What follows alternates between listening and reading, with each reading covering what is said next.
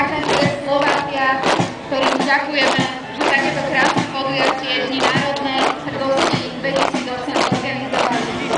Na čo budeme mať možnosť sa tešiť o malú chvíľu. No a priatelia, svoje si odstáli a teraz slávnostným pochodom sa na malú chvíľu s vami rozlúčia príslušníci Čestnej stráže ozbrojených síl Slovenskej republiky. Môžete im samozrejme zatlieskať a príslušníkov Čestnej stráže uvidíte aj v špeciálnom show programe. Čestná stráž ozbrojených síl Slovenskej republiky, ktorá zdáva hosťom dnešného podujatia. Ďakujeme ešte raz.